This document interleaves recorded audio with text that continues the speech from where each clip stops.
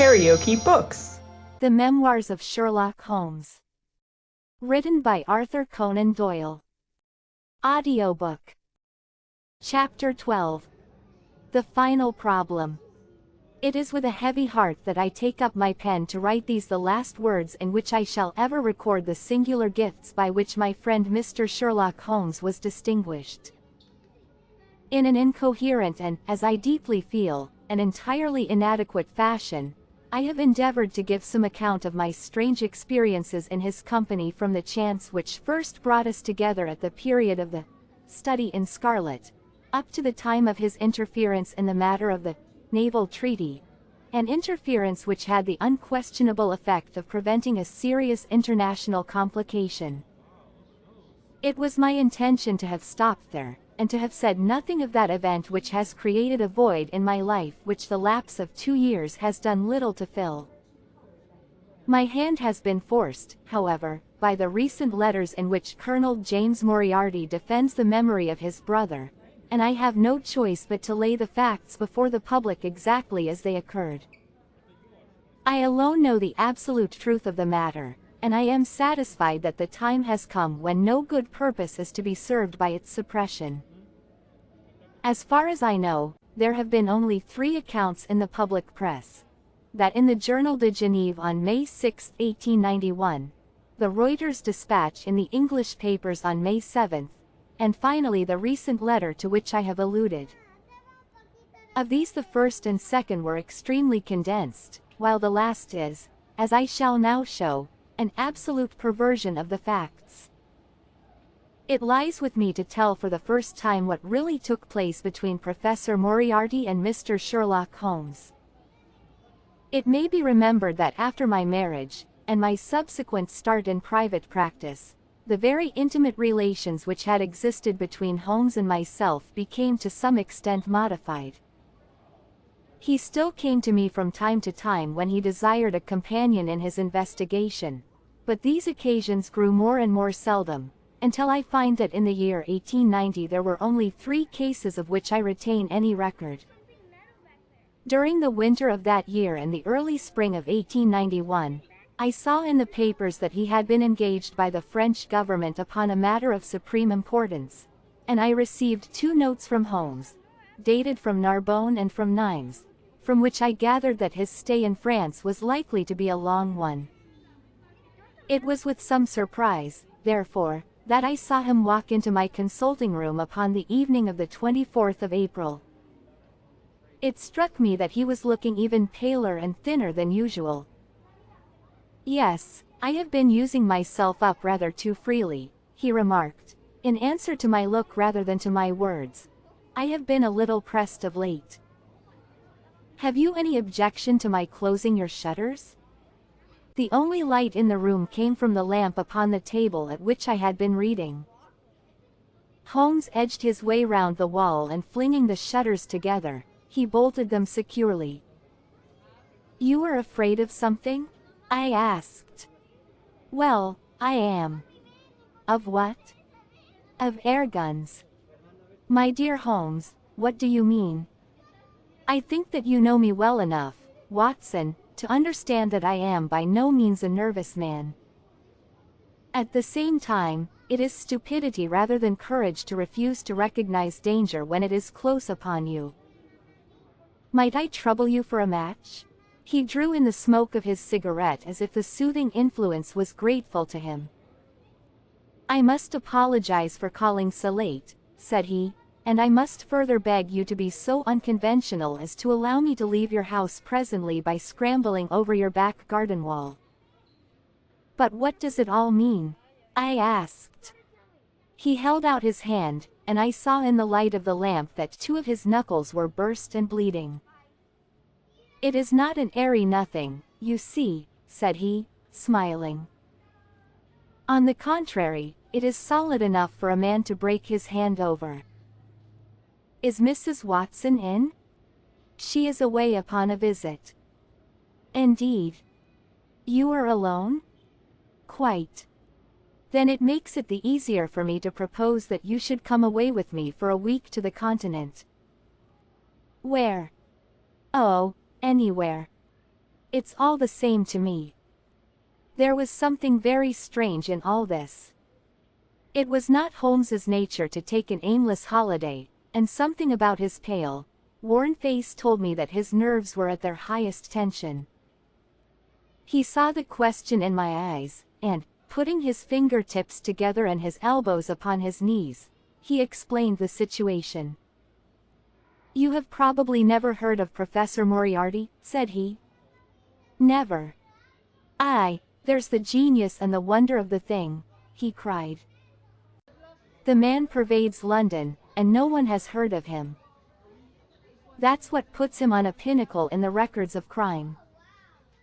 I tell you, Watson, in all seriousness, that if I could beat that man, if I could free society of him, I should feel that my own career had reached its summit, and I should be prepared to turn to some more placid line in life. Between ourselves, the recent cases in which I have been of assistance to the royal family of Scandinavia, and to the French Republic, have left me in such a position that I could continue to live in the quiet fashion which is most congenial to me, and to concentrate my attention upon my chemical researches.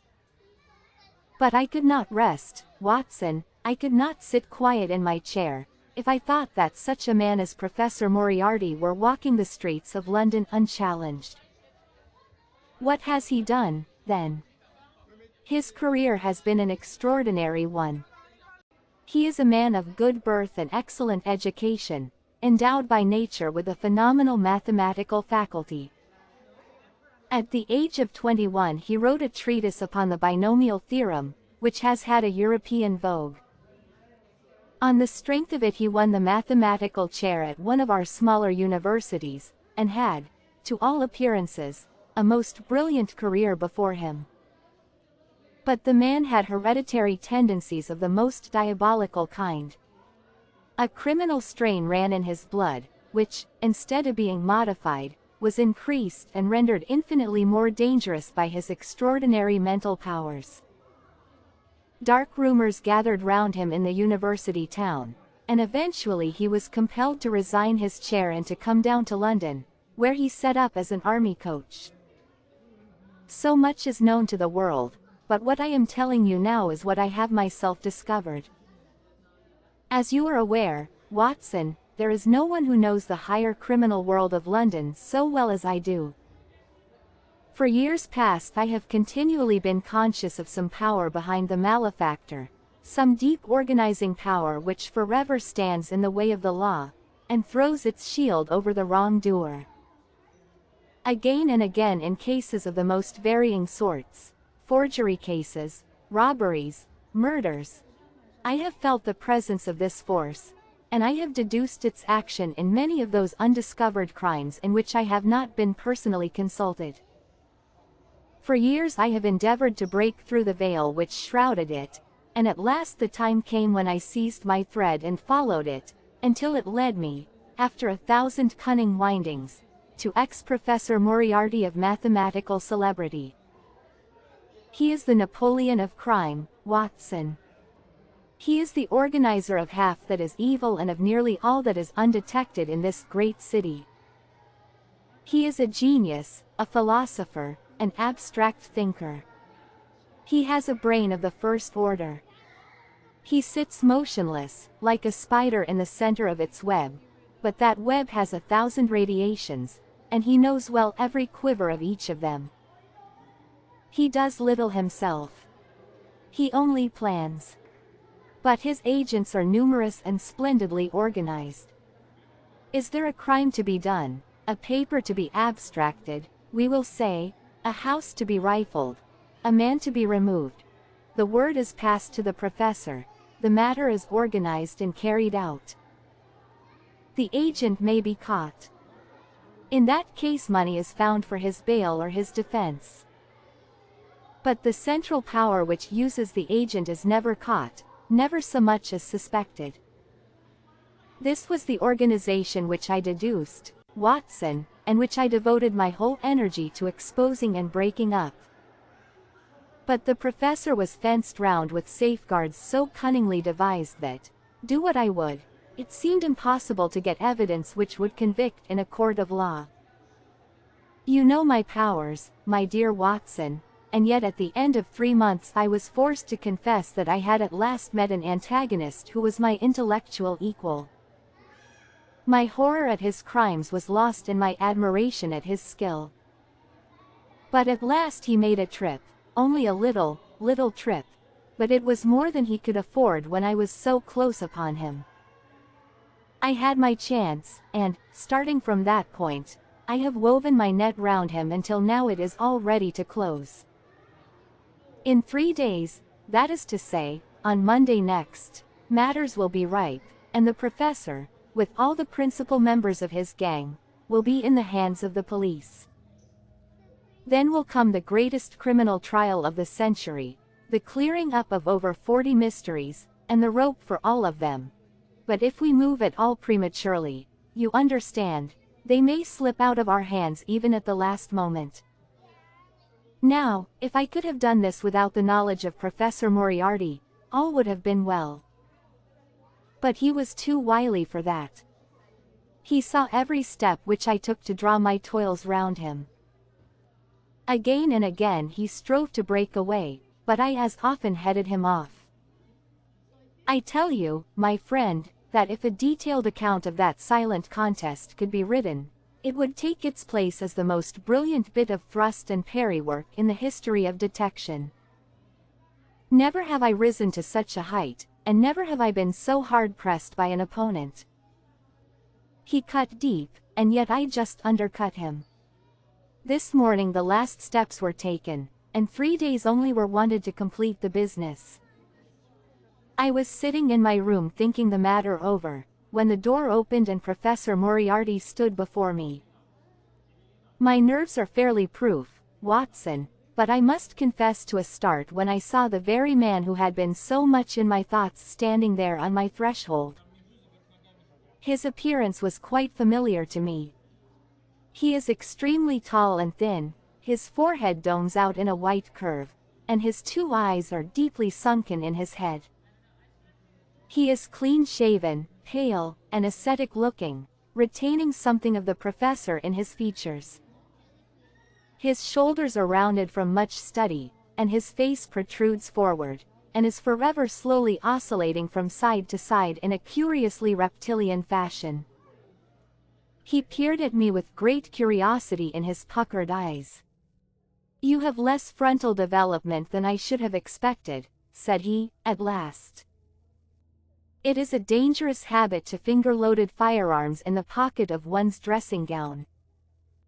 The fact is that upon his entrance I had instantly recognized the extreme personal danger in which I lay.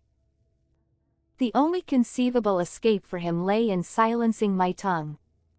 In an instant I had slipped the revolver from the drawer into my pocket, and was covering him through the cloth. At his remark I drew the weapon out and laid it cocked upon the table. He still smiled and blinked, but there was something about his eyes which made me feel very glad that I had it there. "You evidently don't know me," said he. "On the contrary," I answered, "I think it is fairly evident that I do. Pray take a chair. I can spare you 5 minutes if you have anything to say." "All that I have to say has already crossed your mind," said he. "Then possibly my answer has crossed yours," I replied. "You stand fast?" "Absolutely." He clapped his hand into his pocket, and I raised the pistol from the table. But he merely drew out a memorandum book in which he had scribbled some dates. "You crossed my path on the 4th of January, said he. "On the 23rd you incommoded me. By the middle of February I was seriously inconvenienced by you. At the end of March I was absolutely hampered in my plans. And now, at the close of April, I find myself placed in such a position through your continual persecution that I am in positive danger of losing my liberty. The situation is becoming an impossible one. Have you any suggestion to make?" I asked.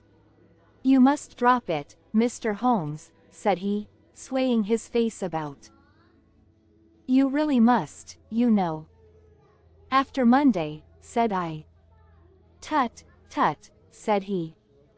I am quite sure that a man of your intelligence will see that there can be but one outcome to this affair. It is necessary that you should withdraw. You have worked things in such a fashion that we have only one resource left. It has been an intellectual treat to me to see the way in which you have grappled with this affair, and I say, unaffectedly, that it would be a grief to me to be forced to take any extreme measure. You smile, sir, but I assure you that it really would. Danger is part of my trade, I remarked. That is not danger, said he. It is inevitable destruction. You stand in the way not merely of an individual, but of a mighty organization, the full extent of which you, with all your cleverness, have been unable to realize. You must stand clear, Mr. Holmes, or be trodden underfoot.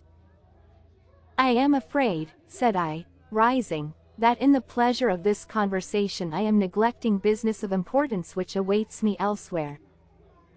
He rose also and looked at me in silence, shaking his head sadly.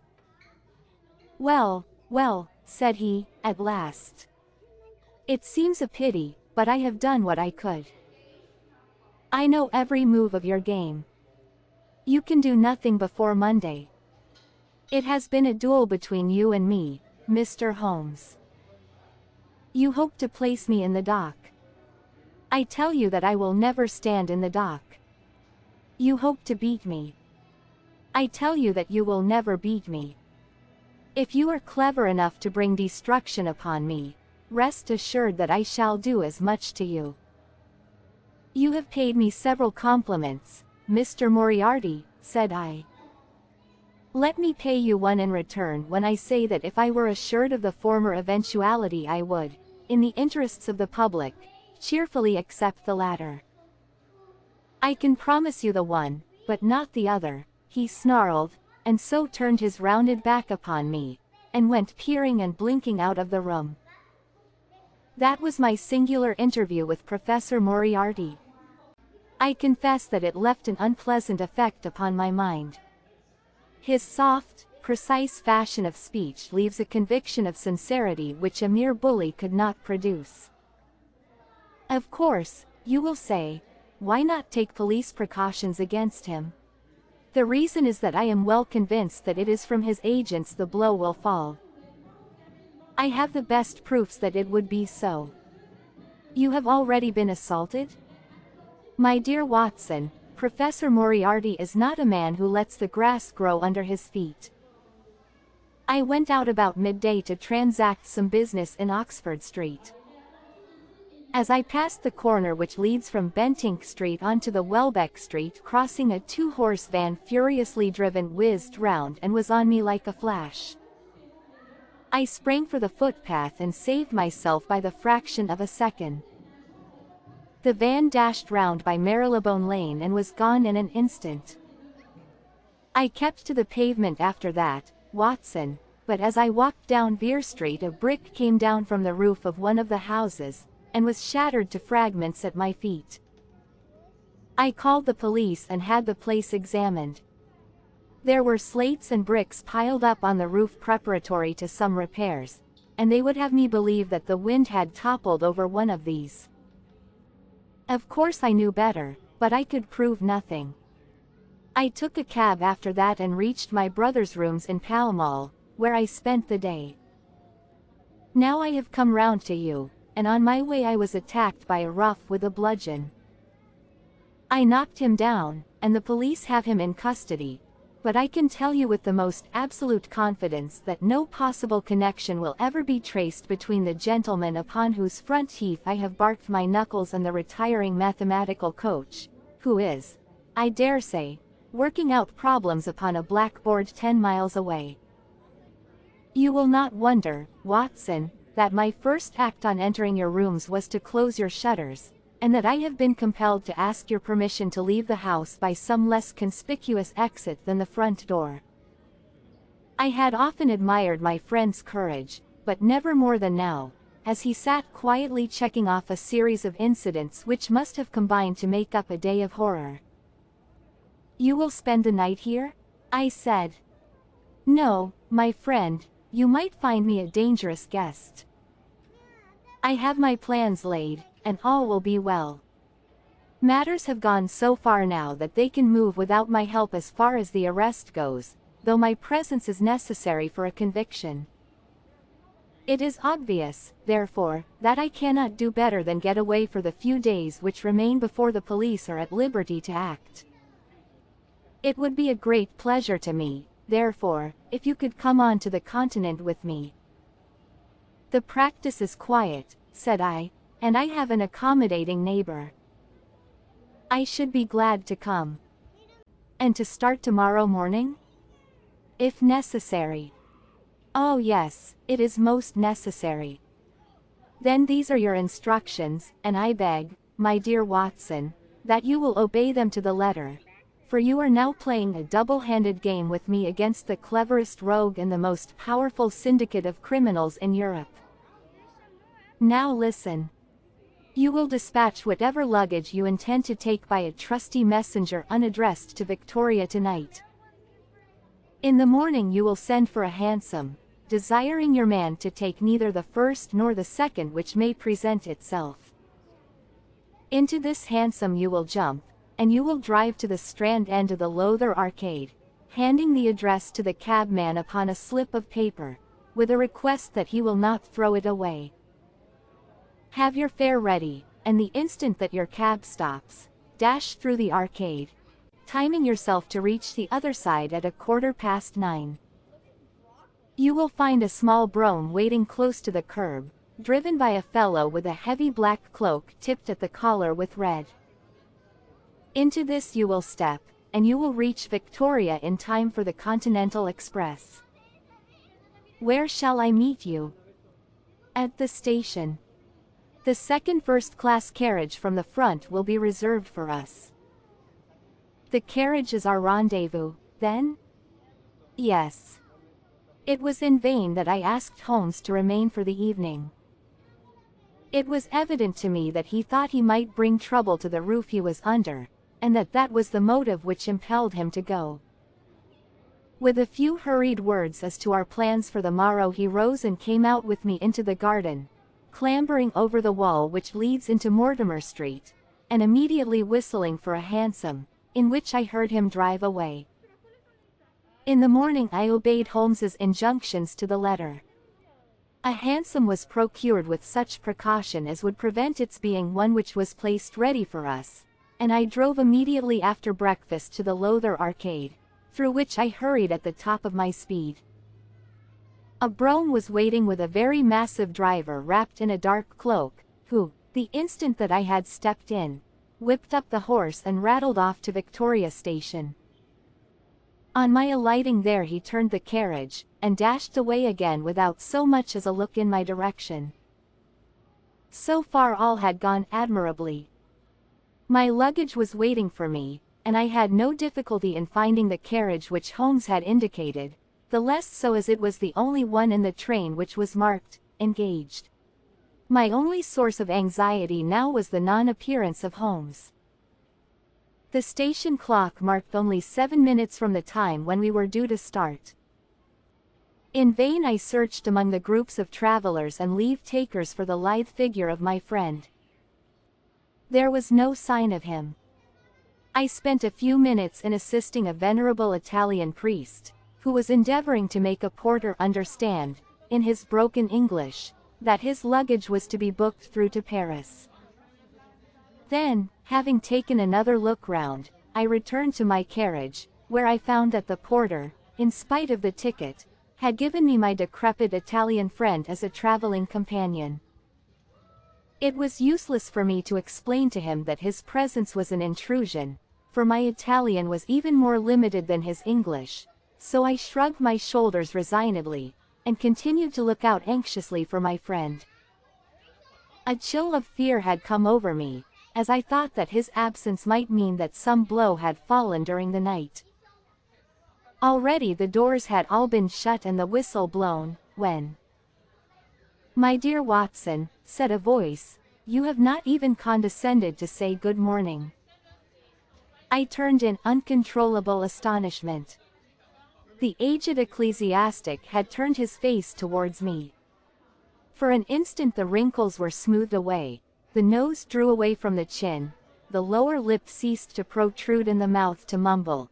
The dull eyes regained their fire, the drooping figure expanded. The next the whole frame collapsed again, and Holmes had gone as quickly as he had come. "Good heavens!" I cried. "How you startled me!" "Every precaution is still necessary," he whispered. "I have reason to think that they are hot upon our trail." "Ah, there is Moriarty himself." The train had already begun to move as Holmes spoke. Glancing back, I saw a tall man pushing his way furiously through the crowd, and waving his hand as if he desired to have the train stopped. It was too late, however, for we were rapidly gathering momentum, and an instant later had shot clear of the station. "With all our precautions, you see that we have cut it rather fine," said Holmes, laughing. He rose, and throwing off the black cassock and hat which had formed his disguise, he packed them away in a handbag. "Have you seen the morning paper, Watson?" "No." "You haven't seen about Baker Street, then?" "Baker Street? They set fire to our rooms last night." "No great harm was done." "Good heavens, Holmes. This is intolerable. They must have lost my track completely after their bludgeon man was arrested. Otherwise they could not have imagined that I had returned to my rooms. They have evidently taken the precaution of watching you, however, and that is what has brought Moriarty to Victoria." "You could not have made any slip in coming?" "I did exactly what you advised." "Did you find your brougham?" "Yes, it was waiting." "Did you recognize your coachman?"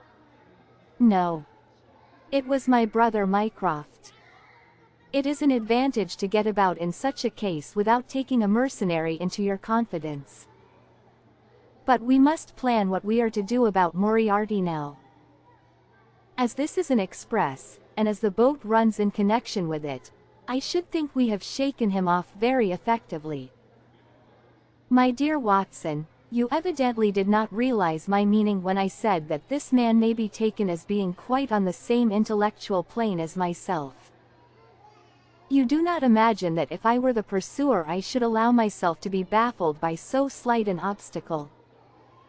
Why, then, should you think so meanly of him? What will he do? What I should do? What would you do, then? Engage a special. But it must be late. By no means. This train stops at Canterbury, and there is always at least a quarter of an hour's delay at the boat. He will catch us there. One would think that we were the criminals. Let us have him arrested on his arrival. It would be to ruin the work of 3 months. We should get the big fish, but the smaller would dart right and left out of the net. On Monday we should have them all. No, an arrest is inadmissible. What then? We shall get out at Canterbury. And then? Well, then we must make a cross-country journey to Newhaven, and so over to Dieppe. Moriarty will again do what I should do. He will get on to Paris, mark down our luggage, and wait for 2 days at the depot.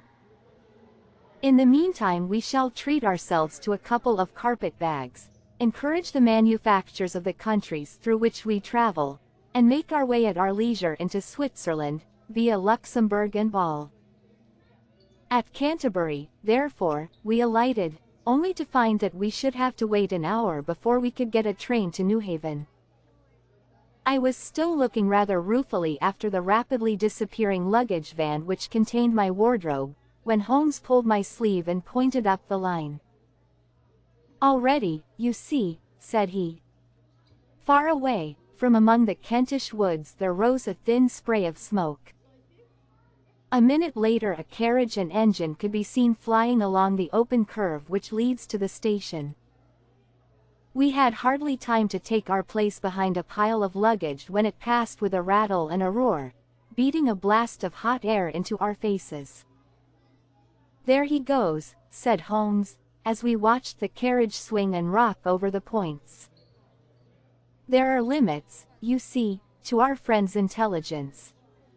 It would have been a coup de maître had he deduced what I would deduce and acted accordingly. And what would he have done had he overtaken us?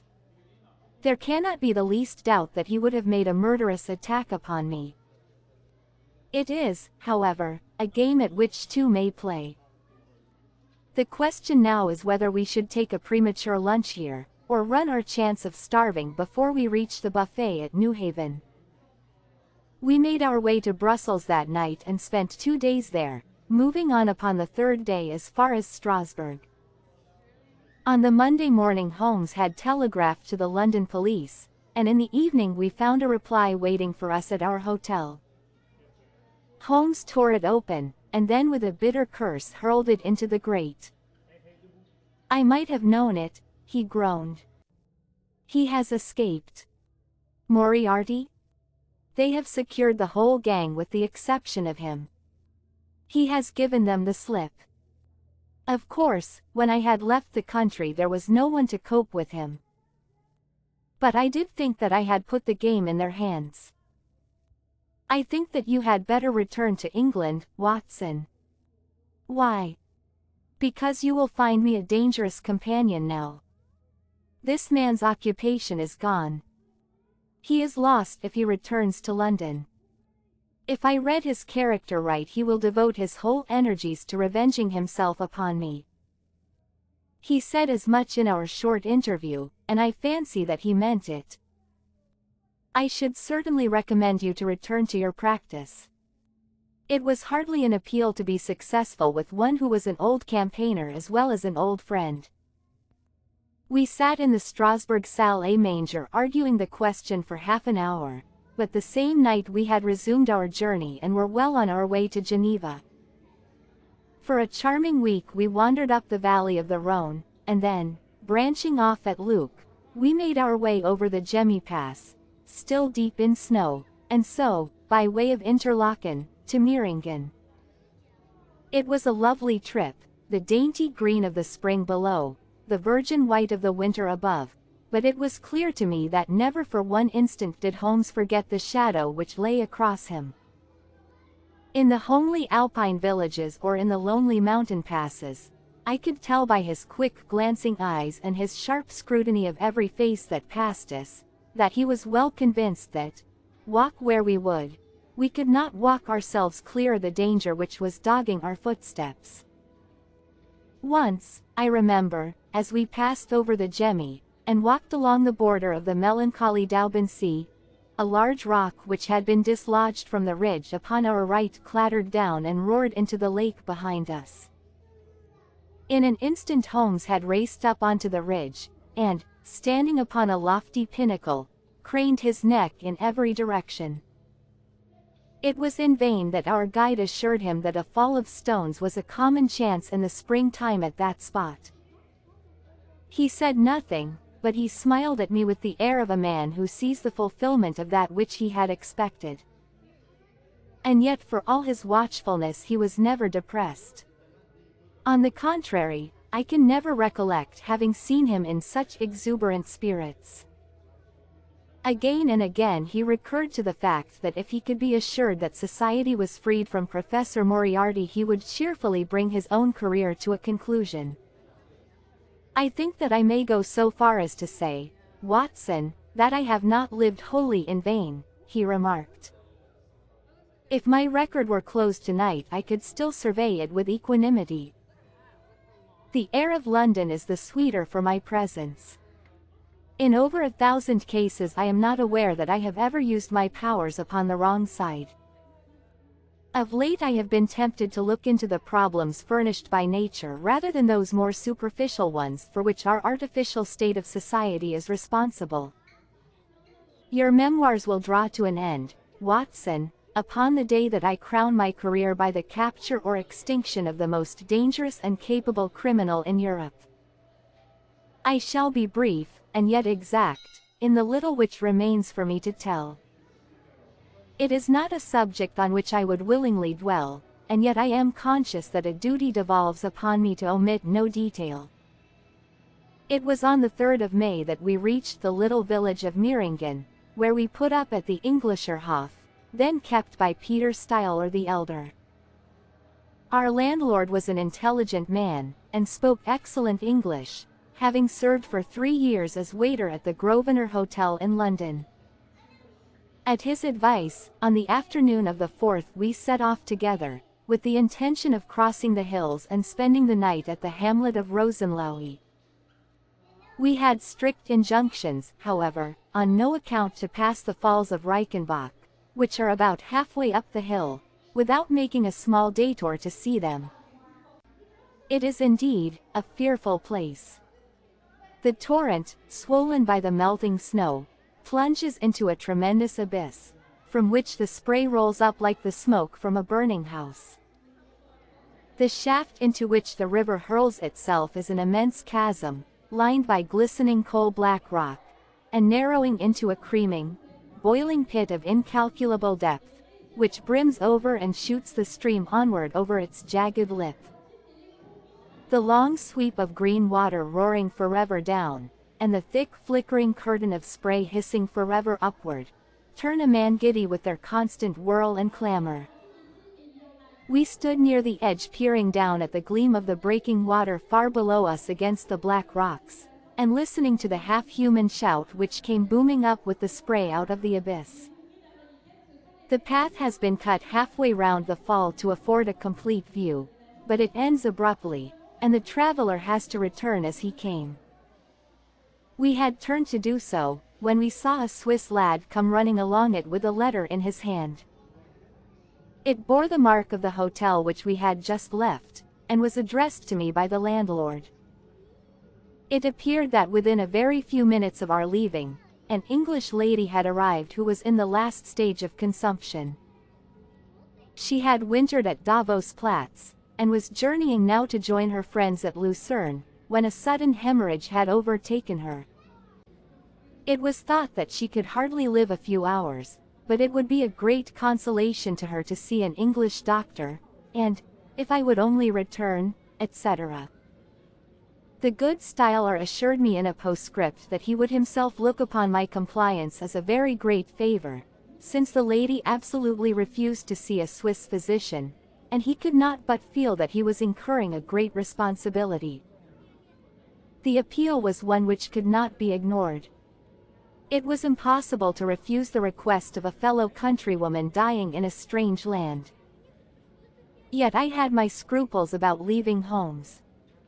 It was finally agreed, however, that he should retain the young Swiss messenger with him as guide and companion while I returned to Meiringen. My friend would stay some little time at the fall, he said, and would then walk slowly over the hill to Rosenlaui, where I was to rejoin him in the evening. As I turned away I saw Holmes, with his back against a rock and his arms folded, gazing down at the rush of the waters. It was the last that I was ever destined to see of him in this world. When I was near the bottom of the descent I looked back. It was impossible, from that position, to see the fall, but I could see the curving path which winds over the shoulder of the hill and leads to it. Along this a man was, I remember, walking very rapidly. I could see his black figure clearly outlined against the green behind him. I noted him, and the energy with which he walked, but he passed from my mind again as I hurried on upon my errand. It may have been a little over an hour before I reached Meiringen. Old Steiler was standing at the porch of his hotel. "Well," said I, as I came hurrying up, "I trust that she is no worse?" A look of surprise passed over his face, and at the first quiver of his eyebrows my heart turned to lead in my breast. "You did not write this?" I said, pulling the letter from my pocket. "There is no sick Englishwoman in the hotel?" "Certainly not," he cried. "But it has the hotel mark upon it." "Ha, It must have been written by that tall Englishman who came in after you had gone," he said. But I waited for none of the landlord's explanations. In a tingle of fear I was already running down the village street, and making for the path which I had so lately descended. It had taken me an hour to come down. For all my efforts 2 more had passed before I found myself at the fall of Reichenbach once more. There was Holmes's alpine stock still leaning against the rock by which I had left him. But there was no sign of him, and it was in vain that I shouted. My only answer was my own voice reverberating in a rolling echo from the cliffs around me. It was the sight of that alpine stock which turned me cold and sick. He had not gone to Rosenlaui, then. He had remained on that 3-foot path, with sheer wall on one side and sheer drop on the other, until his enemy had overtaken him. The young Swiss had gone too. He had probably been in the pay of Moriarty, and had left the 2 men together. And then what had happened? Who was to tell us what had happened then? I stood for a minute or 2 to collect myself, for I was dazed with the horror of the thing. Then I began to think of Holmes's own methods and to try to practice them in reading this tragedy. It was, alas, only too easy to do. During our conversation we had not gone to the end of the path, and the alpine stock marked the place where we had stood. The blackish soil is kept forever soft by the incessant drift of spray, and a bird would leave its tread upon it. 2 lines of footmarks were clearly marked along the farther end of the path, both leading away from me. There were none returning. A few yards from the end the soil was all plowed up into a patch of mud, and the branches and ferns which fringed the chasm were torn and bedraggled. I lay upon my face and peered over with the spray spouting up all around me. It had darkened since I left, and now I could only see here and there the glistening of moisture upon the black walls, and far away down at the end of the shaft the gleam of the broken water. I shouted, but only the same half-human cry of the fall was borne back to my ears. But it was destined that I should after all have a last word of greeting from my friend and comrade. I have said that his alpine stock had been left leaning against a rock which jutted onto the path. From the top of this boulder the gleam of something bright caught my eye, and, raising my hand, I found that it came from the silver cigarette case which he used to carry. As I took it up a small square of paper upon which it had lain fluttered down onto the ground. Unfolding it, I found that it consisted of 3 pages torn from his notebook and addressed to me. It was characteristic of the man that the direction was precise, and the writing as firm and clear, as though it had been written in his study. "My dear Watson," he said, "I write these few lines through the courtesy of Mr. Moriarty, who awaits my convenience for the final discussion of those questions which lie between us. He has been giving me a sketch of the methods by which he avoided the English police and kept himself informed of our movements. They certainly confirm the very high opinion which I had formed of his abilities. I am pleased to think that I shall be able to free society from any further effects of his presence, though I fear that it is at a cost which will give pain to my friends, and especially, my dear Watson, to you. I have already explained to you, however, that my career had in any case reached its crisis, and that no possible conclusion to it could be more congenial to me than this. Indeed, if I may make a full confession to you, I was quite convinced that the letter from Meiringen was a hoax, and I allowed you to depart on that errand under the persuasion that some development of this sort would follow. Tell Inspector Patterson that the papers which he needs to convict the gang are in Pigeonhole M, done up in a blue envelope and inscribed, Moriarty. I made every disposition of my property before leaving England, and handed it to my brother Mycroft. Pray give my greetings to Mrs. Watson, and believe me to be, my dear fellow, very sincerely yours, Sherlock Holmes. A few words may suffice to tell the little that remains. An examination by experts leaves little doubt that a personal contest between the two men ended, as it could hardly fail to end in such a situation, in their reeling over, locked in each other's arms. Any attempt at recovering the bodies was absolutely hopeless, and there, deep down in that dreadful cauldron of swirling water and seething foam, will lie for all time the most dangerous criminal and the foremost champion of the law of their generation. The Swiss youth was never found again, and there can be no doubt that he was one of the numerous agents whom Moriarty kept in his employ. As to the gang, it will be within the memory of the public how completely the evidence which Holmes had accumulated exposed their organization, and how heavily the hand of the dead man weighed upon them. Of their terrible chief few details came out during the proceedings, and if I have now been compelled to make a clear statement of his career, it is due to those injudicious champions who have endeavored to clear his memory by attacks upon him whom I shall ever regard as the best and the wisest man whom I have ever known.